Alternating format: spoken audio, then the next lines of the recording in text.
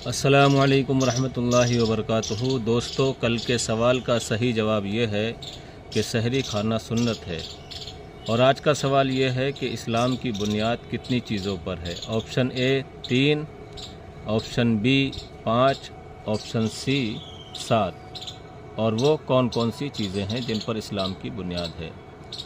محترم ناظرین اکرام، یہ رمضان المبارک کا مہینہ چل رہا ہے اور اس کا یہ دوسرا عشرہ ہے جس کو عشرہ مغفرت کہا جاتا ہے۔